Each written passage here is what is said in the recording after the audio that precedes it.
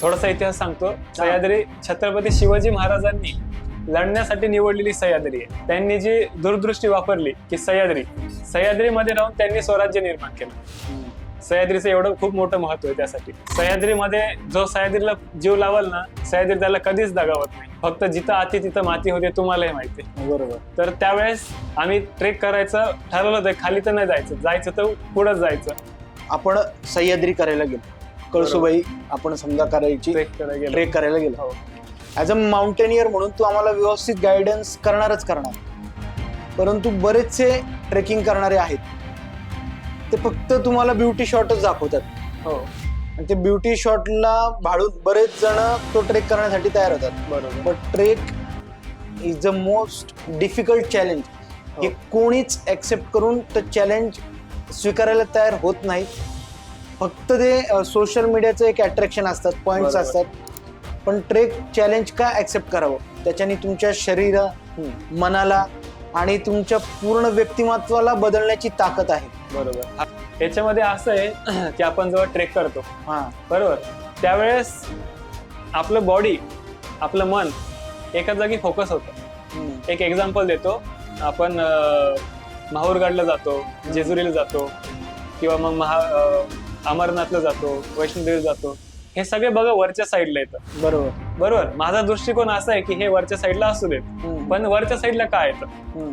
तर माझा दृष्टिकोन असा आहे याच्यातला की जेव्हा आपण वर चढतो, असं ट्रेक झालं, देवदर्शनाला सुद्धा वर जावं लागतं.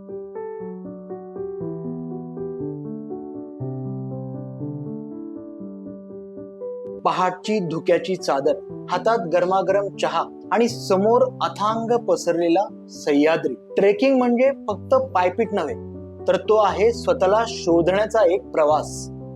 आजच्या एपिसोडमध्ये आपण असाच एक ट्रेकिंगचा प्रवास उलगडणार आहोत. रात्रीच्या वेळी चुकलेली वाट किंवा अनोळखी गावात मिळालेला पाहुणचार, हीच तर आहे ट्रेकिंगची खरी मजा. नमस्कार मंडळी, कॉमन टू अनकॉमन मध्ये आज आपण भेटणार आहोत अशाच एका ट्रेकरला, ज्याच्या स्वतःचं ट्रेकिंगचं एक वेगळंच विश्व आहे. ट्रेकिंगच्या विश्वात हरवलेलाच माणूस आपण त्याला म्हणूयात. नावासारखंच त्याचं नाव आहे मारुती गुंजकर, म्हणजेच आमचा लाडका मारुती राया. त्याचं स्वतःचं माउंटेनियर्स म्हणून स्वतःचं ट्रेकिंग युनिट आहे. महाराष्ट्रातल्या बऱ्याच ठिकाणी त्यांनी स्वतःचं ट्रेकिंग केलेलं आहे. बऱ्याच ग्रुप्सला तो तिथे ट्रेकिंगला घेऊन गेलेला आहे. नुसतं महाराष्ट्रातच नाही, तर महाराष्ट्राच्या बाहेर सुद्धा त्यांनी ट्रेकिंग केलेले आहेत. या व्यतिरिक्त स्वतः गव्हर्नमेंट ऑथराइज सर्टिफिकेट कोर्स त्यांनी ट्रेकिंगचा केलेला आहे. आणि अतिशय स्वच्छ मनाचा आणि निर्मळ मनाचा आणि खूप मनमिळावू मनाचा असा आमचा मारुती. आज आपण त्याच्यासोबत पॉडकास्टमध्ये छान गप्पा मारणार आहोत आणि ट्रेकिंगचं विश्व आज आपण उलगडणार आहोत, कारण ट्रेकिंग सगळ्यांनाच आवडतं. तर भेटूयात मारुती गुंजकर, म्हणजेच आमचा मारुती राया. नमस्कार मारुती. नमस्कार किरण भाऊ. आम्ही तुझ्यासोबत खूप ट्रेक केलेले आहेत. ट्रेक तुझ्यासोबत करतानाचा आम्हाला आलेला अनुभव मी पुढे आपण पॉडकास्ट मध्ये बोलूच यात.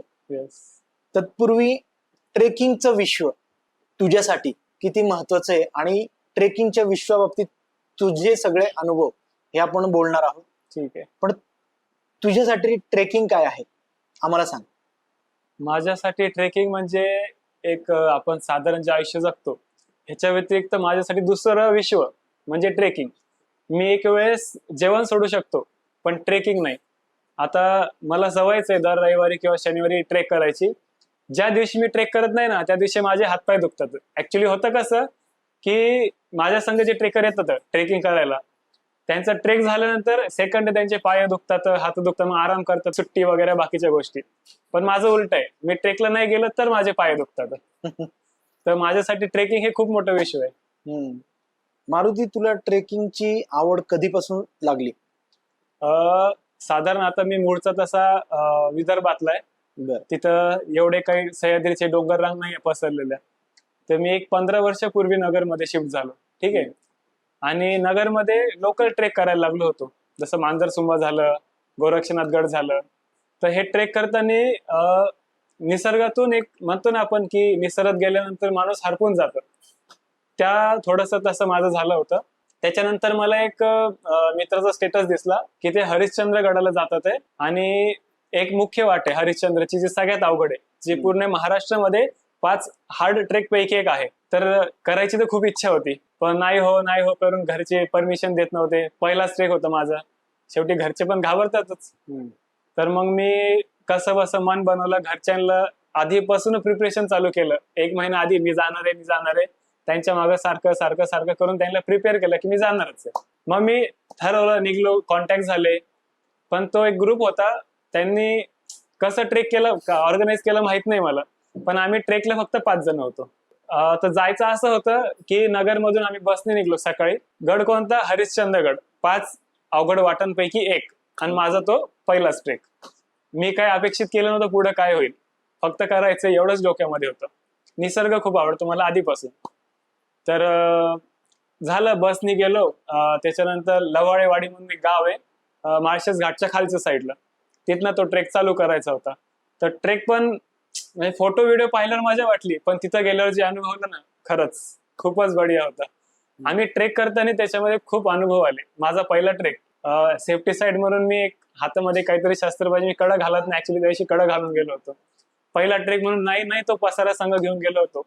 मला काय माहिती ट्रेक म्हणजे काय असतं, फक्त फोटो व्हिडिओ पाहिले करायचंय, ठीक आहे. मग गेलो, ट्रेक चालू केला. लोकल बस प्रवास पण चांगला झाला. बसने गेलो, नंतर तिथली लोकल काळी पिवळी गाडी. मग गावात गेलो. मग आम्ही 5 जण तिथं भेटलो. त्याच्यातले पुण्यावरनं 2 जण, आळेफाट्यावरनं 1 जण, नगरमधून आम्ही 2 जण बसने असे गेलो होतो. ट्रेक चालू केला. सुरुवातीला काहीच वाटलं नाही, सुरुवातीला फक्त चालायचं होतं. नंतर आम्ही कोकण कडा आहे हरिश्चंद्र गडावरती, त्या कड्याच्या बाजूला एक नाळ आहे, त्याच नाळीची वाट असं म्हणून तो ट्रेक आहे, असं तो प्रसिद्ध आहे. आम्ही चालू केल्यानंतर काहीच वाटलं नाही, थोडं बरं वाटलं. त्याच्यानंतर जसं जसं चढ चालू झाला तसा माझाच पसारा मला जड व्हायला लागला होता. की म्हणजे आयडिया नाही ना काय सोबत. माझा पहिला ट्रेक 2019 केला होता मी, तो लॉकडाऊन लागायचे 1 महिना आधी जस्ट. तर चालू केला ट्रेक. जसं जसं हाईट वाढत गेली, चढ वाढत गेला, तसं तसं दमछट होत गेला. आम्ही 1 लिटर पाणी घेतलं होतं सोबत, फक्त पाणी संपलं. दूर पर्यंत त्या वाटेने कोणी ट्रेक करत नव्हते त्यावेळेस, आणि ती वाट एवढी प्रचलित नव्हती, फक्त नाव होतं की बाबा ती अवघड वाट आहे. ट्रेक केला, वर गेलो, पाणी संपलं, सगळ्यांचं पाणी संपलं. आता करायचं काय? आम्ही सगळे पाणी करत 1 घंटा चालत गेलो. सकाळी 10 वाजता सुरू केलं बरं का ट्रेक, दुपारचे 2 वाजली, ट्रेक संपतच नव्हता. बापरे. आम्ही निम्म्या वाटेत पोहोचलो नव्हतो. अपेक्षा नव्हती आम्हाला किती वाजतील पोहोचायला. पाणी पण संपलं. त्यावेळेस आपण म्हणतो ना की सह्याद्री कधीच कोणाची साथ सोडत नाही. सह्याद्रीमध्ये जो सह्याद्रीला जीव लावल ना, सह्याद्री त्याला कधीच दगावत नाही. फक्त जिथं आती तिथं माती होते, तुम्हालाही माहिती. बरोबर. तर त्यावेळेस आम्ही ट्रेक करायचं ठरवलं होतं. खाली तर नाही जायचं तर पुढंच जायचं. तर तिथे एक चरवाई असतात नाही का, तिथले लोकलचे, जे म्हणजे ते भेड बकरी माळरानावरती सगळे मेंढपाळ वगैरे जे असतात. बरोबर तेच. ते काका भेटले आम्हाला. ते काकाला आम्ही आवाज दिला, काकापाशी गेलो आणि त्यांना म्हणलं, काका आमचं पाणी संपलंय, आम्हाला पाणी पाहिजे. काका म्हणले, हे बघ दादा, मी सकाळी वर आलो, माझ्याकडे 1 लिटरची बाटली. आम्ही 5 जणांनी मिळून त्यांची अर्धी बाटली संपवली. बघा ना, अशा ठिकाणी माणूस पाणी सुद्धा लवकर येत नाही. त्या ठिकाणी त्या माणसाने अर्धी बाटली दिली, त्या माणसाला दिवस काढायचा होता. त्याच्यातलं आम्ही 5 जणांनी अर्ध पाणी संपवलं आणि ट्रेक चालू केला परत. आणि असे म्हणजे माझ्या तिथून तेव्हा चढताना असं वाटत होतं की मी फालतूच ट्रेकला आलो, उगीच ट्रेक करायची हिंमत केली मी. चांगलं घरी बसलो होतो, आराम केला असता, कशाला तरी ट्रेकला आलो, एवढे पाय दुखत होते. आणि मला काय म्हणतो त्यावेळेस ती अवघड वाटे म्हणून, मी तर साधा ट्रेक समजून गेलो होतो. आम्ही फार कडेच्या कोपऱ्याहून चालतोय, खालच्या साईडला दरी, वरच्या साईडला एकदम कातळासारखा उभा काळा दगड, जसं सह्याद्री परीक्षा घेतो म्हणतो आपण नाही का, त्या टाईप. आम्ही सकाळी 10 वाजता सुरू केलेला ट्रेक आमचा संपला संध्याकाळी 6 वाजता. बापरे. आम्ही कोकण कड्याला टेंट टाकला होता त्यावेळेस. सकाळी 10 पासून चालू केलेला ट्रेक संध्याकाळी 6 वाजता संपला. आणि चढून उतरणं का फक्त चढाई? फक्त चढाई. आणि आम्ही तिथं जाऊन सनसेट पाहिला कोकण कड्यावरनं. मला माहित नव्हतं कोकण कड्याचा सनसेट एवढा फेमस आहे, त्यावेळेस काहीच माहित नव्हतं, फक्त जायचं म्हणून गेलो. त्यावेळेस जो सनसेट पाहिला आणि जो निसर्गाचा असा अप्रतिम सुंदर जो निसर्गाचा नजारा दिसला मला, ते पाहून मी खरंच हरपून गेलो. त्यानंतर तिथून खाली उतरताना त्यावेळेस आम्हाला कष्टच लागले. त्यावेळेस काही सोप्या पद्धतीने झालं नाही. सह्याद्रीने तिथे परीक्षा घेतली. आम्ही वाट चुकलो उतरताना. आम्ही उतरताना खिरेश्वर मार्गे उतरलो होतो. खिरेश्वरचं जंगल खूप दाट आहे. 2 वर्षापूर्वी पुण्याची मुलं हरपली होती, त्याच्यातलं एक जण गेला, पण ते सोपं नाहीये. त्यावेळेस वाट चुकलो, वाट सापडली, खाली आलो. त्याच्यात आम्हाला बस भेटणं झाली. आम्ही चालू चालू दमलेलो. मग परत माळशेज घाटापर्यंत जो हायवे माळशेजचा तिथपर्यंत चालत आलो. पूर्ण ट्रेक बरा झाला. सगळी अनोळखी लोक होती माझ्यासाठी तर. सगळ्यांशी मनमिळावपणे एकदम व्यवस्थित ट्रेक झाला आमचा. आणि तिथून पुढं जी ट्रेकची आवड लागली, पायगी दुखणं काहीच नव्हतं वाटत मला. थोडक्यात जो व्ह्यू पाहिला मी तो सगळं दुखणं गिखणं चक काढून टाकलं. म्हणजे थोडक्यात तुझ्या आयुष्यामध्ये सह्याद्रीच्या कोकण कड्यावरनं जो मावळता सूर्य जो तू पाहिलेला आहे, हो, तो तुझ्या आयुष्यात सूर्योदय घेऊन आलाय घेऊन आला. माउंटेनियर म्हणून. येस, म्हणजे ते सह्याद्रीची कोकण कडा तुझ्या आयुष्यातली सूर्योदय ठरली. येस. वा, छान. आता 5 वर्ष झाले मी ट्रेक करतोय. मी ऍज अ माउंटेनियर म्हणून हिमाचल गव्हर्नमेंट माझ्याकडे सर्टिफिकेट आहे अच्छा. माउंटेनिअरिंगचं. त्याच्यानंतर राजस्थानमध्ये Swami Vivekananda institute of mountaineering आहे, त्यांचं माझ्याकडे सर्टिफिकेट आहे. मी आता ह्या फील्डमध्ये 5 वर्ष झाले आहोत आणि कंटिन्यू पण करायचं. मग आवड कशी जपायची, तर ह्या आवडीसाठी मी कोर्स करत गेलो आणि ह्या फील्डमध्ये ऍज अ प्रोफेशनल वर्क करत आलो. पण मी आतापर्यंत कधीच ह्या फील्डचा वापर कमाईसाठी नाही केला, कारण की कमाईचाच विषय काढला म्हणून सांगतो की आम्ही तुझ्यासोबत आतापर्यंत 4 ते 5 ट्रेक केलेले आहे. हो, मित्र म्हणून तू आम्हाला खूप सहकार्य केलं. हो. ट्रेक घेतला, आम्हाला ट्रेकचे रस्ते दाखवले, कसं बरोबर. चढाई करायची, चढाई करण्याच्या आधी आमच्याकडनं एक्सरसाइज करून घेतली. बरोबर. ट्रेक करत असताना आपण काय नियम पाळले गेले पाहिजे, ट्रेक का करावा म्हणून तू ज्या ज्या गोष्टी आम्हाला समजून सांगितल्या, त्या आजही आमच्या प्रत्येक मित्रासोबत असलेली वाईफ, त्यांच्या मुलं, या सगळ्यांच्या व्यवस्थित लक्षात आहेत. कारण तू तेवढं प्रामाणिकपणे सांगितलं. आणि जेव्हा आम्ही आमच्या मार्गी परत घरी आलो, तू आमच्याकडे 1ही रुपया घेत नव्हता. आम्ही बळजबरीने तुझ्या अकाउंटला ते सगळे पैसे टाकले. त्याच्या मागचं कारण आम्हाला नंतर कळलं की तू खरंच मारुती सारखंच आहेस. कारण तू कुठलाही विचार करत नाही. लोकांना त्या गोष्टींचा आनंद मिळतो, त्यांच्या आनंदात तू तुझा आनंद शोधतोयस. Yes. म्हणजे तुझ्या ह्या माउंटेनियरच्या वृत्तीलाच आमचा सल्यूट आहे. मारुती, मला सांग, सामान्य पर्यटनासाठी जाणं आणि ट्रेकिंग साठी जाणं यासाठी मनाची आणि शरीराची काय वेगळी तयारी करावी लागते बरं? बरं, सामान्य पर्यटन आणि ट्रेकिंग यामध्ये खूप फरक आहे. पहिला मुद्दा असा की सामान्य पर्यटन जे म्हणतो आपण, तर ते ट्रेकिंग नव्हे, ते फक्त हाऊस माऊस भागण्याची एक जागा आहे की जिथं गाडी जाते, गाडीतून उतरायचं आणि मजा मस्ती करायची. हे झालं सामान्य पर्यटन. पण ट्रेकिंग हे काही टूर किंवा एन्जॉयमेंट तर आहे याच्यात, पण जे हाडाचे ट्रेकर म्हणतो आपण किंवा मग ज्याला आवड असते त्यासाठी हे एन्जॉयमेंट नाही, त्याच्यासाठी खूप मजा असते. जेव्हा माणूस ऍज अ ट्रेकर म्हणून ट्रेकला जातो, त्यावेळेस जे अनुभव असतात ना, ते खूप वेगळे असतात. आता आजकाल सध्या लोक पर्यटनासाठी ट्रेक करतात, आवडीसाठी ट्रेक करतात. तर मला सांगायचं असं की सह्याद्री साधी सुधी गोष्ट नव्हे. थोडासा इतिहास सांगतो. सह्याद्री छत्रपती शिवाजी महाराजांनी लढण्यासाठी निवडलेली सह्याद्री आहे. त्यांनी जी दूरदृष्टी वापरली की सह्याद्रीमध्ये राहून त्यांनी स्वराज्य निर्माण केलं. सह्याद्रीचं एवढं खूप मोठं महत्व आहे त्यासाठी. आपला ट्रेकचा विषय चालू होता. ट्रेक का करावा आणि पर्यटनाच्या दृष्टीने पिकनिक, सामान्य पर्यटन आणि ट्रेक त्यामधला फरक असा आहे, त्याच्यात मनाची आणि शरीराची तयारी कशी करायची. तर ट्रेक मध्ये साधारण मनाची आणि शरीराची तयारी तर लागतेच.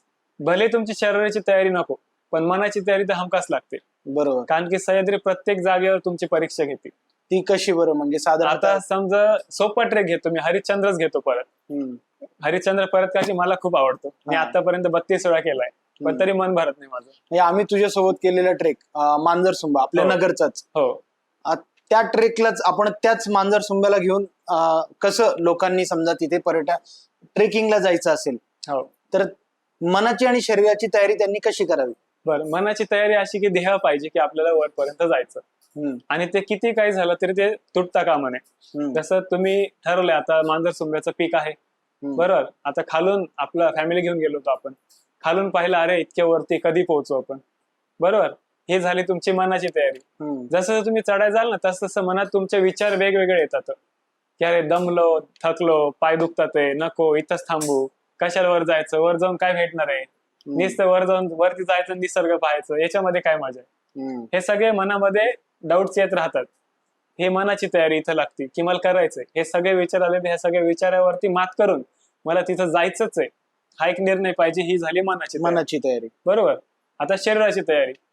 शरीराची तयारी माझ्या दृष्टीतून सांगतो, शरीराची तयारीपेक्षा मनाची तयारी पाहिजे, म्हणजे शरीर आपोआप तयार होतं. तसं प्रॅक्टिस पाहिजेच. तुमची चालायची पद्धत म्हणजे रोज तुमचं रनिंग पाहिजे, चालणं पाहिजे. कमीत कमी 5 ते 10 किलोमीटर तुम्ही रोज चालले पाहिजे. आता हा तुम्ही म्हणले ते मांजरसुंबा सोपा ट्रेक आहे, त्याला कोणीही करू शकतं. पण जेव्हा तुम्ही मांजरसुंबाच्या बाहेर जाल, जेव्हा तुम्ही सह्याद्रीमध्ये भटकंती कराल, त्यावेळेस तुम्हाला शरीराची तयारी खूप गरजेची आहे. कारण की जेव्हा तुम्ही तिथं जाता सह्याद्रीमध्ये, त्यावेळेस शरीराची तयारी का पाहिजे? कारण की तुम्ही जेव्हा चालायला लागता तेव्हा शरीर दमतं, आणि शरीर दमलं की मग मन प्रश्न करतं. मग मनाची तयारी आली परत जायचं इथं. की नाही जायचं, हा. जायचं की नाही मग जायचं, हे सगळं ब्रेनला जातं. मग ब्रेन म्हणतं उगाच मनाला, चालू. जसं तू मगाशी हा. सांगितलं, मनाच्या तयारीसाठी बरोबर. लागणारे सगळे प्रश्न निर्माण होत जातात. ऑटोमॅटिक शरीराला ते खच्चीकरण करत करत- जातं आणि करत. शरीर त्या मनाच्या तयारीच्या आणि त्या प्रश्नांच्या ओझ्यानेच थकत थकून जातो. जातो. बरोबर. आणि तिथं आपलं खच्चीकरण होऊन आपण निगेटिव्ह विचार करायला हा. लागतो. तर हे विचार येऊ नये हम्म. म्हणून आपलं रोज 5 ते 10 किलोमीटर वॉकिंग पाहिजे, हम्म. रनिंग पाहिजे, रोजचा एक्सरसाइज पाहिजे. नाही काही तर तुम्ही दर हफ्त्याला एक ट्रेक करा. हम्म. हे करायची गरजच नाही पडणार तुम्हाला, कारण की सह्याद्रीची ओढच तशी आहे. एकदा करायला लागले की परत परत जायची इच्छा येते. मारुती, माझा पुढचा प्रश्न आहे तुला. आजकाल अनेक लोक फक्त सोशल मीडियावरती फोटो किंवा रील्स टाकण्यासाठी ट्रेकिंगला जातात. बरोबर. यावर एक अनुभवी ट्रॅकर म्हणून तुझं काय मत आहे? तर आजकाल फॅडच झालंय ट्रेकिंग म्हणजे. आणि जास्त करून ट्रेकिंगला जी गर्दी वाढतीये ना, ती ह्या सोशल मीडियामुळेच. ओके. मुलं ते रील स्क्रोल करतात राहतात. मग हरिहर येतो, हरिश्चंद्रगड येतो, कळसुबाई येतं, कळसुबाईचे व्ह्यू येतात. पण हे सिजनेबल गोष्टी असतात. मुलं आता पण कळसुबाईला ट्रेक करायला जातात का? कारण की तिथला सनराईज खूप छान आहे, सूर्योदय खूप छान आहे. पण हे जे ट्रेक ऑर्गनायझर आहेत, हे सांगत नाहीत की तिथं आता पावसाचं वातावरण आहे, तिथं गेल्यावर तुम्हाला पाऊस आणि धुकं एवढंच लागणार आहे. ते फक्त त्यांचं मोटिव्ह असतं की आपल्याला ट्रेक न्यायचा आहे. ठीक आहे. म्हणजे मला सांग मारुती, आता जसं आपण सह्याद्री करायला गेलो, कळसुबाई आपण समजा करायची, ट्रेक करायला गेलो, ऍज अ माउंटेनियर म्हणून तू आम्हाला व्यवस्थित गायडन्स करणार. परंतु बरेचसे ट्रेकिंग करणारे आहेत, ते फक्त तुम्हाला ब्युटी शॉटच दाखवतात. हो. आणि ते ब्युटी शॉटला भाडून बरेच जण तो ट्रेक करण्यासाठी तयार होतात. बरोबर. But trek is the most difficult challenge. हे कोणीच ऍक्सेप्ट करून तो चॅलेंज स्वीकारायला तयार होत नाहीत. फक्त ते सोशल मीडियाचं एक अट्रॅक्शन असतात, पॉइंट्स असतात. पण ट्रेक चॅलेंज का ऍक्सेप्ट करावं? त्याच्याने तुमच्या शरीरा, मनाला आणि तुमच्या पूर्ण व्यक्तिमत्वाला बदलण्याची ताकद आहे. बरोबर. हा खूप छान प्रश्न केला तुम्ही. याच्यामध्ये असं आहे की आपण जेव्हा ट्रेक करतो, बरोबर, त्यावेळेस आपलं बॉडी, आपलं मन एका जागी फोकस होतं. एक एक्झाम्पल देतो. आपण माहूरगडला जातो, जेजुरीला जातो, किंवा मग अमरनाथला जातो, वैष्णोदेवीला जातो. हे सगळे बघा वरच्या साईडला येतं. बरोबर. माझा दृष्टिकोन असा आहे की हे वरच्या साईडला असू देत, पण वरच्या साईडला काय येतं? तर माझा दृष्टिकोन असा आहे याच्यातला की जेव्हा आपण वर चढतो, असं ट्रेक झालं, देवदर्शनाला सुद्धा वर जावं लागतं, तर तिथं आपलं मन आणि बॉडी फोकस होती. आपण जेव्हा दर्शनाला जातो तेव्हा म्हणजे सगळे जुनी माणसं म्हणतात की दर्शन घ्यावं ते एका चित्तेने घ्यावं. दर्शन देवासमोर असं तर आपली एका मनात एकच एकाग्रता असो की आपल्या पुढे देव आहेत. बरोबर. त्या हिशोबाने जेव्हा आपण ट्रेक करतो त्यावेळेस आपला एकच मोटिव्ह असतो की आपल्याला पिक सबमिट करायचंय, पूर्ण ट्रेक सबमिट करायचंय. त्यावेळेस आपलं मन आणि बॉडी एकाच गोष्टीवर फोकस होती. तर फोकस वाढवण्यासाठी ट्रेक एक अतिशय उत्तम पर्याय म्हणून निवडू शकता तुम्ही. म्हणजे माझं एक ब्रीद वाक्य आहे, ज्याला आपण टायटल म्हणू शकतो, की एक पाऊल निसर्गाकडे. तर ह्याचा अर्थ काय की एक पाऊल नेहमी निसर्गाकडे असलं पाहिजे. म्हणजे हा माझा ब्रीद वाक्य. आणि मी हे का ठेवला ह्याच्या मागं कारण असं आहे की निसर्गच माणूस आहे आणि माणूसच निसर्ग आहे. जसं जुन्या याच्यामध्ये जातो आपण, वेद वगैरे त्याच्यामध्ये, तर असं म्हणतात की आपल्या आतमध्येच जग आहे आणि जगातच आपण आहे. पूर्ण जग म्हणजे आपल्या आत आहे आणि आपण ह्या जगात आहे. तसं आपल्या बॉडीचे काही ऑर्गन घ्यायला गेले तर जसे झाडाचे रूट्स असतात, तसे आपले ब्लडचे रूट्स असतात बॉडीमध्ये. बरोबर बरोबर. अक्रोड माहिती आहे तुम्हाला. बरोबर अक्रोडचं शेल जसं कडक असतं तशी आपली ही खोपडी, आणि अक्रोडच्या आतमधले जे फळ असतं तसं ते आपलं ब्रेन. बरोबर म्हणजे असं कम्पेअर करू शकतो आपण. आणि त्याच्यामध्ये म्हणजे मी हे टायटल सॉन्ग म्हणजे टायटल का ठेवलं, हा ब्रीद वाक्य का ठेवलं, की माझं एकच मोटिव्ह आहे, सगळ्यांनी निसर्गाशी जोडून राहावं. हम्म, कारण की शेवटी येऊन निसर्गापाशीच आहे, हम्म, सगळं निसर्गापाशीच आहे. तर माणसाला निसर्गाशी जोडण्यासाठी मी हा राय ऍडव्हेंचर फाउंड केला. हम्म. मला याच्यामध्ये प्रॉफिट नकोय, पण मी जेवढी लोक निसर्गाशी जोडू शकतो ते माझा जोडायचा नेहमीच प्रयत्न असतो. मला तुला हा प्रश्न एक विचारायचा आहे की तुझ्या आयुष्यामध्ये आतापर्यंतचा सगळ्यात अवघड ट्रेक कोणता, जो भयानक चॅलेंजिंग आजही तुला वाटतो? तसा अवघड म्हणाय गेलं तर हा प्रश्नच खूप अवघड आहे माझ्यासाठी. हा. कारण की मी ट्रेक केलेत ना, आता सगळेच ट्रेक सोपे वाटतात. हम्म. पण मला सगळ्यात आयुष्यात मी पहिला ट्रेक केला होता हरिश्चंद्रगड नाळीची वाट. तो माझा पहिला होता, आणि पहिला होता म्हणून तो अवघड होता. हरिश्चंद्रगड आणि हरिश्चंद्रगड ह्या गडावर जाण्यासाठी मुख्यतः 8 वाटा येतात. Okay okay. त्याच्यातल्या 8 वाटापैकी माझ्या 4 वाटा झाल्यात. हा हा 4 वाटापैकी सगळ्यात अवघड, जी मी पहिले बोललो होतो महाराष्ट्रातल्या 5 सगळ्यात अवघड वाटांपैकी एक, ती म्हणजे नाळीची वाट. नाळीची वाट. नाळीची वाट. ओके. ठीक आहे. तर ते हरिश्चंद्रगडावरती कोकण कडा आणि रोहिदास शिखर त्याच्यामधनं जाणारी एक वाट आहे, जी घळ असते, 2 बरं. डोंगराच्या मध्ये भेटणारी, त्या हा. घळीतनं वर जावं लागतं. बापरे. हा, तर माझ्यासाठी पहिला तिथं रिस्क रिस्क नाही रिस्क राहत? आहे, खूप रिस्क आहे. कोणती रिस्क असते तिथं? तिथं आता ग्रीप नसते ऍक्च्युली, कड्यावरनं जावं लागतं. हा जसं मी वर चढतो ते एका पॅचला असं आलं होतं की तो एक 8-10 फुटाचा पॅच आहे. हम्म, 8-10 फुटाचा पॅच आहे, आणि तिथे धरायला काहीच नाहीये. हम्म. आणि तिथले जे दगड असतात, आपली झाडाची कौलं कशी निघतात हो खोडाचे, हो हो हा, हो, हो. तसे ते दगड निसटतात. एक जरी चुकीचा दगड हातात आला आणि तो निसटला की आपला फॉलच झाला समजायचं. हा. तर हे सगळं बघून आणि तिथं मनाची तयारी ठेवून आणि पूर्ण निश्चय करूनच आणि प्रॉपरली चढावं लागतं. पण मला एक सांग मारुती, जर एवढं रिस्की ट्रेक आहे हे जसं तू सांगतोय, हो. मग ते रिस्की आहे तर मग तिथं जावंच का? आता माणसांनी नेहमी चॅलेंजिंग असायला पाहिजे. पण चॅलेंजिंग असताना जीवाचा धोका आहे हे समजून घेऊन पण जर आपण तिथं जात असू तर ती एक प्रकारची आत्महत्या नाही ठरणार का? हो, तुमचा प्रश्न तर बरोबर आहे. याच्यावर मी एवढंच सांगू इच्छितो की चॅलेंजिंग असलं पाहिजे, आणि जवळ तुम्ही ह्या गोष्टी करणार नाही तर, आता मी जर तिथं ट्रेकला त्या घाबरलो असतो तर आज मी या स्टेपला नसतो. आज मी महाराष्ट्रातले 250 पेक्षा जास्त किल्ले केले, तर महाराष्ट्राच्या बाहेर 15 पेक्षा जास्त किल्ले म्हणजे ट्रेक केले, तर हिमाचल साईड झालं, माउंट आबू झालं, तर हे मी केलं नसतं. मी जर तिथं म्हणलो असतो अरे इथं तर जीवाला धोका आहे, मी कसं चढायचं, चढताना मी फॉल झालो, माझं काही बरं वाईट झालं तर मग काय, मी हा तिथं विचार केला असता मी आज ह्या परिस्थितीत नसतो. मारुती, मला सांग की प्रत्येक रिस्क फॅक्टर मध्ये ट्रेक करत असताना ट्रेकर हा सक्सेसफुली ट्रेक करतोच असं होत नाही. बरोबर. मग अशा वेळेस त्यांनी ती रिस्क का बरं घ्यावी, बरोबर. आणि काय प्रिकॉशन्स त्यांनी गोष्टी पाळल्या गेल्या पाहिजे त्याच्याकडे? हो, तर याच्यावर असं आहे की ट्रेक करायला पाहिजे. रिस्क तर असतेच, प्रत्येक गोष्टीमध्ये रिस्क आहे. आता आपण रस्त्याने चालतो ते पण एक रिस्कीच आहे. कोणती बरोबर. गाडी कधी येऊन आपल्याला कुठे घेऊन जाईल काय सांगता येत नाही. सांगता येत नाही. ठीक आहे. तर ट्रेक करताना प्रिकॉशन्स का घेतले पाहिजे आणि कसे घेतले पाहिजे? ट्रेक करा तुम्ही, पहिले तर सुरुवातीला सोपे ट्रेक करा, जिथं फक्त तुम्ही चालायचं आहे, चढून यायचं आहे. पण इथं पण सुद्धा लोकलचा गाईड हमखास सोबत ठेवा. तुमचे 2 पैसे जातील, जाऊ द्या, अडचण नाही, पण ते 2 पैशांनी तुम्हाला तुमचं आयुष्य वाढून भेटतंय, तर 2 पैसे गेलेले काय वाईट आहे? ठीक आहे. ह्यासाठी लोकलचा गाईड हमखास पाहिजे. तुम्ही ज्या ट्रेक ग्रुप संघ म्हणा, तुम्ही मित्र जरी गेले तर तुमच्यातला एक तरी असा असू द्यात ज्याला माहिती आहे, ज्याला ट्रेकची माहिती आहे. फॉर एक्झाम्पल 2 वर्ष आधी एक किस्सा झाला होता. पुण्याची मुलं होती MIDCची, ती हरिश्चंद्रगडाला गेली होती खिरेश्वराच्या वाटेने. पावसाचं वातावरण होतं. पावसाळ्यात कसं असतं, सह्याद्री जेवढा सुंदर दिसतो ना तेवढाच खतरनाक होतो पावसाळ्यामध्ये. तिथं चुकीला माफी तर अजिबात नसते. तुमची एक चूक तुमचा जीव घेऊ शकते. त्याच्यासाठी लोकलचा गाईड पाहिजे. ठीक आहे. तुमच्या मित्रसंघ गेले किंवा तुम्ही कोणत्या ट्रेक ग्रुप संघ गेले तर त्या व्यक्तीला ह्या गोष्टी माहित पाहिजे की तुम्ही तिथं गेल्यावर काय तुम्हाला काळजी घ्यायची आहे, कसा ट्रेक करायचा आहे. तुम्हाला ट्रेक करायच्या आधी त्या लोकलचा गाईड घेतला, तो सांगतोच तुम्हाला की वरती गेल्यावर हे आहे, तुम्ही कुठं हरपले तर तिथं येऊन जा.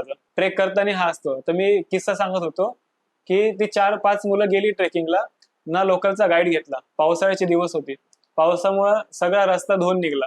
पायवाटा पुसून जात होतं. त्यावेळेस त्यांच्यासोबत असं घडलं की ते रस्ता हरपले. खिरेश्वराची वाट खूप एवढी काही अवघड नाहीये, पण नवीन लोकांसाठी खरंच अवघड आहे. बिगनरनी तिथं जाऊच नाही एकटा. हा. तर हरपली. तर रात्रीच्या पावसाने आणि थंडीने त्यांच्यातल्या एका मित्राचा मृत्यू झाला. दुर्दैवी मृत्यू झाला. थंडी सहन झाली नाही, जेवण नव्हतं सोबत, आणि त्यांनी त्याची बॉडी रात्रभर सोबत ठेवली. जेव्हा सेकंड डे माहित पडलं की इथं 5 मुलं हरवलीत, तेव्हा लोकलच्या माणसांनी येऊन त्यांना शोधलं. आता हेच जर कधी तुम्ही लोकलचा माणूस घेऊन गेले असते, 500,000 त्यांना जाऊ दे, त्यांना पण दुसरं इन्कम नाहीये, त्यांना हेच इन्कम आहे. तुम्ही 500,000 त्यांना दिले, तुम्ही आज व्यवस्थित ट्रेक करून आले असते, त्याचा जीवावर हा धोका गेला नसता, बरोबर. जीव वाचला असता त्याचा.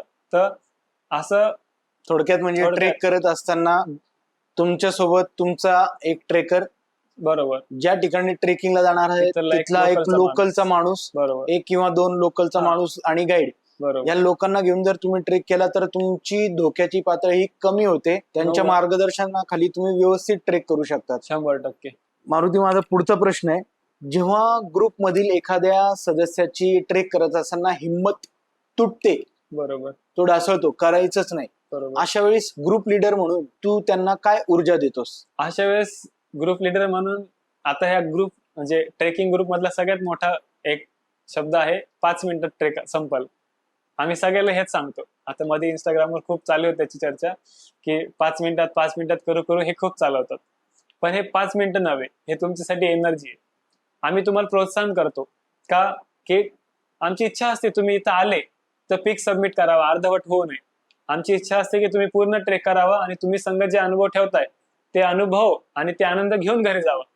तुम्ही जर अर्ध्यातून ट्रेक करून, ऍज अ मी ट्रेक लीडर म्हणून तुम्हाला सांगतो, माझ्या आतापर्यंत मी खूप ट्रेक केले. तर माझ्या दर महिन्यातला 2-3 ट्रेक तर होतातच, मग तो उन्हाळा असो, पावसाळा असो का हिवाळा असो. तर अशा वेळेस बरेच जण असतात, तर कोणाचं वेट जास्त असतं, कोणी मनाने थोडं कच्चं असतं, कोणाला हायटीचा फोबिया असतो. तर अशा वेळेस मी त्यांना हिंमत द्यायचं काम कसं करतो की माझ्या संघ जे व्हॉलेंटियर असतात त्यांना रस्ता माहित असेल तर त्यांच्या संघ पाठवतो, आणि जो आहे मेंटली फिजिकली जो डाऊन आहे मी त्याच्या संघ थांबत असतो. भलेही त्याला पुढच्या लोकांपेक्षा अर्धा घंटा 1 घंटा लेट वरती पोहोचणं, पण मी त्याच्यासोबत थांबतो. का? कारण की त्याने अनुभव घेऊन जायचे, तिथं महत्वाचीच गोष्ट आहे. तिथं गेल्याशिवाय आनंद कसा येणार? बरोबर. तर मी त्याला सांगत म्हणजे मोटिवेट करत असतो सारखं, 5 मिनिटात आलं काय, तुम्ही आले ट्रेक अर्धवट केला, असं नसतं, पूर्ण ट्रेक करावा, आनंद कसा भेटणार, सारखं त्यांच्या संग गप्पा मारत मग ते पीक वर कधी पोहोचतात ते त्यांनाच कळत नाही, कारण गप्पामध्ये त्यांचं ते वेळ निघून जातो आणि त्यांना ते उत्साह मिळतो. लक्ष त्यांच्या शरीराचं लक्ष दुर्लक्षित होतं की माझे पाय दुखतात आहे, मला फोबिया आहे. काही नाही, जिथं हात लागेल मी तिथं हात देतो, जिथं मदत लागेल तिथं मदत. आणि सगळ्या ट्रेक ग्रुपवाल्यांनी असंच करावं. एखादा मागं राहत असेल तर मागं सोडू नये, कारण की तो पण तुमच्या संग आनंद घ्यायला आलेला असतो. त्याच्यासाठी त्याला मोटिवेशन द्या, मोटिवेट करा, आणि त्याचं पिक सबमिट होईल याच्यासाठी त्याच्याकडनं करून घ्या, तुम्ही मदत करा. मारुती, माझा पुढचा एक प्रश्न आहे तुझ्यासाठी, की नवीन ट्रेकर्स किंवा बिगिनर्स असतील, सहसा ट्रेकला जात असताना त्यांनी बॅग मध्ये काय काय पॅक करून घ्यावं हे त्यांना सुधरत नाही, म्हणून ते खूप खायचं भरतात, खूप काही भरतात आणि त्याचं वजन फार वाढतं बॅगचं. अशा वेळेस त्यांनी काय काय बॅग मध्ये घ्यावं बेसिक, ज्याच्यामुळे वजन कमी राहणार आणि त्यांना वॉक चांगला होणार? हा फार महत्वाचा प्रश्न केलाय तुम्ही, कारण की सह्याद्रीत तुम्हाला बाहेरच्या हॉटेल सारखं लगेच खायला नाही भेटत. तर काय काय घ्यावं, बॅकपॅक मध्ये काय असावं, तर साधारण 2 लिटर पाणी असावं बॅग मध्ये, जे खूप गरजेचं आहे. की कारण की चढताना दमछट जास्त होतो आणि बॉडी पाणी जास्त मागते. ठीक आहे, आणि ते तुम्ही चिप्स घेता, बेकरी आयटम घेता, हे नाही घ्यायचं सोबत. एनर्जेटिक घ्यायचं, ग्लुकॉन डी, ORS असावं, केळी असावी, फ्रुट्स असावी, ड्रायफ्रुट्स असावी, किंवा चिक्की वगैरे म्हणतो आपण, जे वजनाला कमी पण खाल्ल्यावर एनर्जी जास्त भेटल, अशा गोष्टी बॅगेत ठेवायच्या. कधी पण फालतूचा पसारा नाही ठेवायचा बॅगेत. जसं तुम्ही एक्स्ट्रा कपडे आणले, कुठे ठेवायचे टाका बॅगेत. दुसरं काही वजनदार गोष्ट आणली, कुठे ठेवायचं टाका बॅगेत. ह्याने तुमचं दमछट जास्त होतो आणि ट्रेक करायला तुम्हाला अडचण देऊ शकतो. त्याच्यासाठी साधं आणि सोपं आहे, बॉडीवरती कपडे, लूज कपडे घ्यायचे, जेणेकरून तुमचं फ्रस्ट्रेशन नाही होणार. पाण्याचे 2 लिटर, कमीत कमी 2 लिटर पाणी ठेवायचं बॅग मध्ये, आणि थोडंसं ड्रायफ्रुट्स वगैरे ठेवायचं, आणि इमर्जन्सीसाठी मेडिसिन वगैरे, मळमळ वगैरे होत तुम्हाला की चक्र आल्यासारखं, ते इमर्जन्सीसाठी मेडिसिन ठेवायच्या. याच्या व्यतिरिक्त बॅगमध्ये काहीच ठेवू नये. माझा आणखीन एक पुढचा प्रश्न आहे तुला. एखाद्या ठिकाणी ट्रेकला गेलो आपण हो. आणि मोबाईलला नेटवर्क नाही, नाही. अशा वेळेस हवामानाचा अंदाज पूर्णपणे विस्कळीत झालेला आहे, बरोबर. धोक्याची पातळी आलेली आहे. बरोबर. अशा कंडिशन मध्ये ट्रेकर्स, लीडर म्हणजे त्या ग्रुपनेच सोबत अशा काय गोष्टी ठेवाव्यात किंवा कराव्यात ज्याच्यामुळं आपण म्हणू ना की किंवा तंत्रज्ञान वापरलं गेलं पाहिजे ज्याच्यामुळं तो अडकणार नाही आणि तिथनं लवकर बाहेर सुटेल. हा, आता ह्या गोष्टी कोणी सांगत नाही सहसा. जे ट्रेक ग्रुप असतात ते लीडरचं काम असतं की सेफली ट्रेक घेऊन जाणं आणि सेफली घेऊन येणं. बरोबर. तुम्ही जर वैयक्तिक चालले, आता ग्रुपमध्ये चालले तर लीडर सगळं सांभाळतोच, त्याच्यामुळे तुम्हाला काही अडचण नाही. बरोबर. यदा कदाचित तुम्ही ग्रुप पासून वेगळे झालेच, होत नाही असं पण झालेच, तर तुम्ही काय करायला पाहिजे?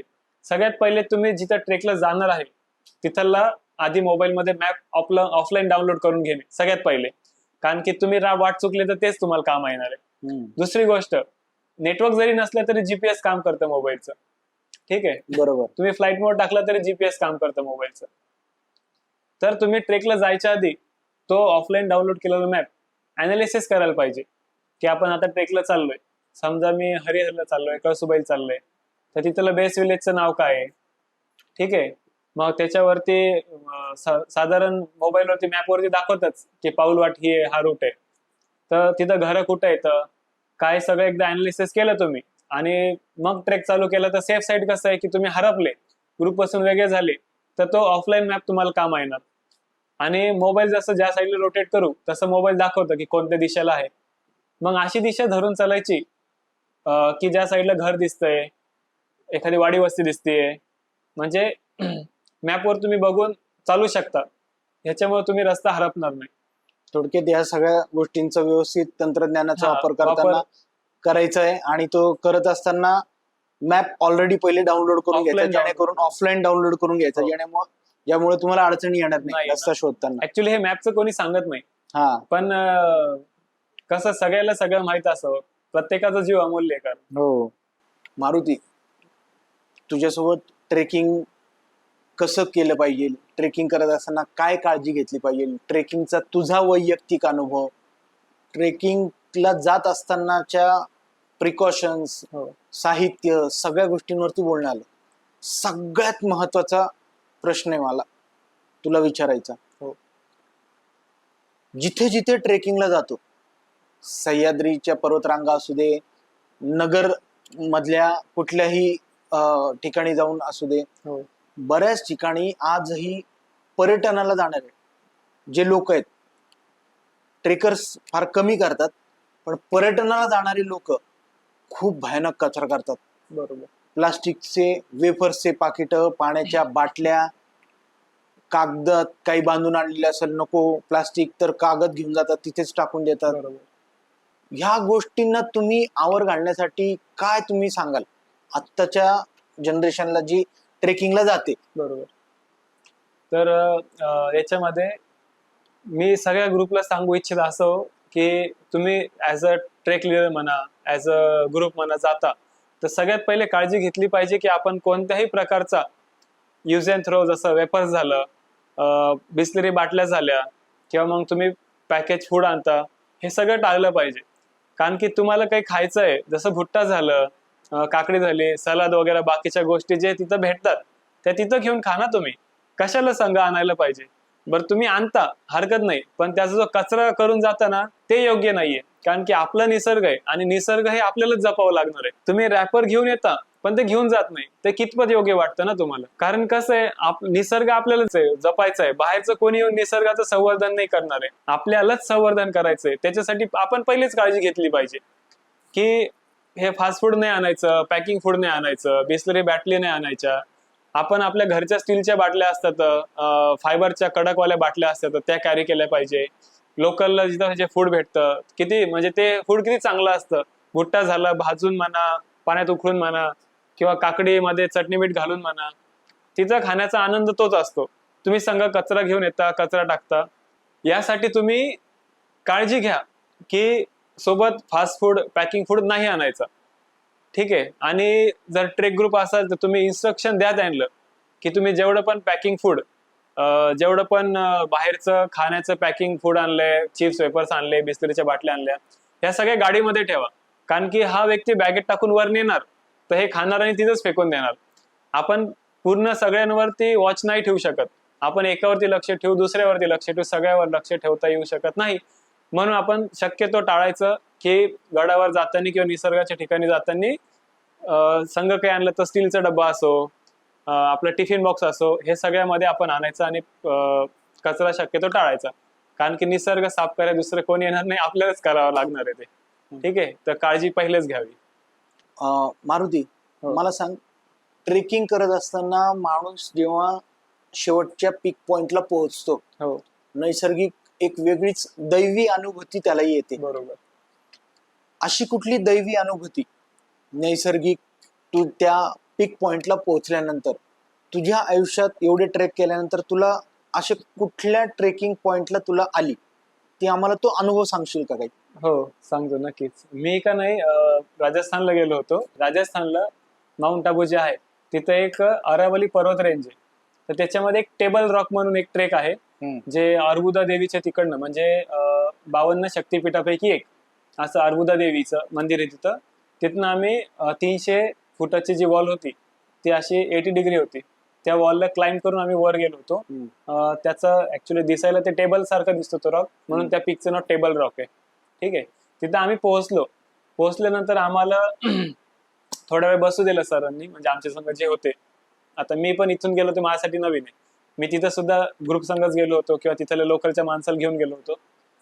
तर त्यावेळेस मी जे बसलो तिथं, त्यावेळेस त्याचा एक्सपिरियन्स होता ना, मी शांतपणे मांडी घालून जसं ध्यानाला बसतो आपण, तसं डोळे लावून बसलो होतो. आणि अक्षरशः तिथला निसर्ग माझ्या संग गप्पा मारत होता. म्हणजे मला जाणवत होतं की वाहणारी हवा, झाडांचा ते झुळझुळाट, ह्या सगळ्या गोष्टी, ह्या सगळ्याच्या थ्रू निसर्ग माझ्याशी काहीतरी बोलतोय. तर काय बोलत असावा तो, म्हणजे मी सांगू नाही शकत तो काय बोलतोय. पण मी तिथं ध्यान लावून बसल्यानंतर जो माझा एक्सपिरियन्स आहे ना, असं वाटत होतं की हे माझी बॉडीच नाहीये, हा निसर्ग म्हणजे मीच आहे. म्हणजे मी पूर्ण त्या निसर्गामध्ये एकरूप झालेलो होतो, की माझं काही फिजिकल फॉर्म असा आहे असं मला जाणवत सुद्धा नव्हतं. एवढं त्या निसर्गाने एक म्हणतो ना आपण बॉन्डिंग किंवा तिथला त्या जागेचा एक्सपिरियन्स असो माहित नाही मला, पण खूप छान अनुभव होता तो. त्या अनुभवानंतर मला निसर्गाशी असा कनेक्ट झालोय मी, की तिथून पुढं मला कळलं की निसर्ग सुद्धा बोलतो, फक्त ऐकणारे ते कानं पाहिजे. वा, मस्त अनुभव सांगितला. हो. कारण हे अनुभव असतात ना, हे जो मनस्वी असतो ना, तोच खरा या निसर्गाशी एकरूप होऊन तपस्वी बनतो. बरोबर. म्हणजे त्यासाठी मनस्वी असणं फार गरजेचं आहे. आणि हो. तू तसा मनस्वी आहे, म्हणून तुला तसं तपस्वी बनवण्यासाठी निसर्गाची ही गोष्ट तुला मदतीला आली. आणि इतका सुंदर अनुभव मिळाला. हो. आणि अजून एक सांगू इच्छितो मी, की जसं अरावली तसं सह्याद्री पण आहे. जितकं अरावली जुनं आहे तितकं सह्याद्री पण जुनच आहे. तर सह्याद्रीमध्ये मी नेहमी सांगत असतो, सह्याद्रीमध्ये एक चूक जीवावर जाते. त्याच्यासाठी बरेचसे आता जे बाहेर ट्रेकर पडतात ते फोटो व्हिडिओसाठी बाहेर येतात नाही का, दुसरं काहीतरी म्हणजे बाकीच्याचं बघून आपण पण ते करू, आपण पण तिथे जाऊन फोटो काढू. तर तसं नका करू. कारण की काय, तुमची एक चूक तुमच्या जीवावर जाते, तुमच्या मागे तुमचे घरचे असतात. ठीक आहे, सगळ्यात महत्वाचा पॉइंट आहे. हा, तर फोटोसाठी तुम्ही रिस्क घेऊ नका. तुम्हाला निसर्गात जगायचं आहे तर तुम्ही त्या निसर्गात जा, बसा, ध्यान लावा आणि मग बघा निसर्गात जगणं काय असतं. तेव्हा तुम्ही खरोखर निसर्ग जगले. तर मी एक गोष्ट सांगू इच्छितो अशी, की निसर्गात जेव्हा तुम्ही जाता, तसं आरावली जुनी रेंज आहे, तसं सह्याद्री पण फार जुनी आहे. मी नेहमी माझं एक ब्रीद वाक्य असतं सह्याद्रीमध्ये जातो ना आपण, ऍक्च्युली ते माझं नाहीये, मी पण कोणाकोण तरी घेतलेलंच आहे, पण मी वापरतो ते कारण की ते तेवढं इफेक्टिव्ह आहे. ते ब्रीद वाक्य असं आहे की सह्य शिकरीच्या राजा, देवादिदेवा शंभू महादेवा, अखंड महाराष्ट्राची कुलस्वामिनी आई तुळजाभवानी आणि छत्रपती शिवाजी महाराज यांना वंदन करून आम्ही ट्रेक चालू करतो. ह्याचं कारण असं आहे की देवादिदेवा शंभू महादेवा, म्हणजे इथं महादेवाचा उल्लेख आलाय. जसे महादेव किती जुने आहेत कोणालाच माहित नाही, कारण की सृष्टीचं निर्माण आहे त्यांच्यापासून असं म्हणतात. तर मी ते ब्रीद वाक्य काय म्हणतो, सह्य शिकरीचा राजा, देवादिदेवा शंभू महादेवा, म्हणजे ह्या पूर्ण सह्याद्रीचा राजा आपण शंभू महादेव, म्हणजे महादेव ज्यांच्यापाशी सुरुवात पण त्यांच्यापाशी अंत पण त्यांच्यापाशी. त्यासाठी आपण म्हणतो सह्य शिकरीचा राजा, देवादिदेवा शंभू महादेवा, अखंड महाराष्ट्राची कुलस्वामिनी पूर्ण महाराष्ट्राची कुलस्वामिनी आई तुळजाभवानी आहेच. त्यामुळं अखंड महाराष्ट्राची कुलस्वामिनी आई तुळजाभवानी आणि छत्रपती शिवाजीराय यांचा उल्लेख का? कारण की ह्या सह्याद्रीचा दूरदृष्टीच्या हिशोबाने खरा उपयोग हा शिवाजी महाराजांनीच केलेला आहे. ते उगीच छत्रपती नाही झाले किंवा उगीच त्यांनी सह्याद्री नाही घडवला. सह्याद्रीमध्ये स्वराज्य निर्माण करायचं काम त्यांनी केलंय. तर अखंड महाराष्ट्राची कुलस्वामिनी आई तुळजाभवानी आणि छत्रपती शिवाजी राजे यांना वंदन करून आपण ट्रेकची सुरुवात करतो. कारण की हे सगळी ताकद आहे, ही सगळी एनर्जी आहे. शिवाजी महाराजांनी सह्याद्रीमध्ये वावरलेली. तर आपल्याला एनर्जी आई तुळजाभवानीपासून आपल्याला एनर्जी भेटते, महादेवापासून आपल्याला एनर्जी भेटते. ऍक्च्युली ते तर महादेव तर अंत त्यांच्यापाशी तर सुरुवात त्यांच्याच पाशी आहे. मग ह्या 3-4 जणांना रिस्पेक्ट दिली म्हणजे तुम्ही सह्याद्रीला रिस्पेक्ट देण्यासारखी गोष्ट आहे. म्हणून आपण हे ब्रीद वाक्य वापरतो. तर जशी सह्याद्री रेंज पण फार जुनी आहे, खूप जणांचे युद्ध झालेत, खूप लढाया झाल्यात. आपण तसं म्हणावं नाही, पण काही मानणारे असतात की तिथं त्यांची एनर्जी आहे, काही पॉझिटिव्हिटी आहे, निगेटिव्हिटी आहे. बरोबर. तर ह्यासाठी प्रत्येक गोष्टीला एक रिस्पेक्ट असते. जसं आपण म्हणतो take respect and give respect, बरोबर. त्याच प्रकारे जेव्हा बी सह्याद्री ट्रेक करायला जातो, मी जातो किंवा तुम्ही जाता किंवा अजून बाकीचे जे जातील, त्यांनी नेहमी तिथल्या त्या पर्वताला म्हणा, त्या किल्ल्याला म्हणा, त्या डोंगराला म्हणा रिस्पेक्ट दिली पाहिजे. कारण की प्रत्येक जसे तुम्ही रिस्पेक्ट द्याल तर रिस्पेक्ट भेटते असं आपण म्हणतो. तर जशा प्रकारे तुम्ही सह्याद्रीला रिस्पेक्ट द्याल ना, तर मी तुम्हाला 100% सांगू शकतो की त्या सह्याद्रीमध्ये तुम्हाला अजिबात धोका नाहीये. मी 5 वर्ष झाले सह्याद्रीत फिरतोय, पण मला अजून सुद्धा एकदा अनुभव आला होता मला की माझ्या जीवावर बेतलं होतं की तिथं कदाचित तो हात माझ्या मागे नसता तर मी आज इथं नसतो. तर तेव्हा तिथं शिकलो मी की सह्याद्रीला रिस्पेक्ट द्याल म्हणजे मग तुम्ही कुठे जा सह्याद्रीत, ते तुम्हाला बराबर सांभाळून आणाल. सह्याद्री माया पण तेवढी लावते. जसं सगळे पाहतात की सह्याद्रीमध्ये कडे येतं, कोपरे येतं, पडलं तर काय, सटकलं तर काय, पण तुम्ही रिस्पेक्ट द्याल तर हे काहीच नाही होणार. थोडक्यात गिव्ह रिस्पेक्ट, टेक रिस्पेक्ट हे फॉर्म्युला तिथं नेहमी लावावं तुम्ही. मारुती, आता आपण आपल्या रॅपिड फायर राऊंड कडे येऊ. ओके, रॅपिड फायर मध्ये मी तुला प्रश्न विचारणार, ठीक आहे. एका शब्दात उत्तर द्यायचं. ठीक आहे. ठीक आहे. हो. पहिला प्रश्न, ऑल टाइम फेवरेट ट्रेक कोणता तुझा? हरिश्चंद्रगड. असा कोणता ट्रेक आहे जो तू अजून केलेला नाही पण तुझी स्वप्नवत इच्छा आहे की तो मला करायचाच आहे? K2 काराकोरम रेंजचा 2nd नंबरचा हायेस्ट पीक हिमाचल मधला. ट्रेक बॅगेमधील सर्वात महत्वाच्या 3 वस्तू कोणत्या? 2 लिटर पाणी, ड्राय फ्रुट्स आणि चिक्की वगैरे. ओके. गड किल्ल्यांवरती ट्रेक करत असताना वगैरे आतापर्यंतचा खाल्लेला सगळ्यात स्वादिष्ट पदार्थ कोणता? पाण्यात उकळलेला मका खूप छान लागतो. अच्छा.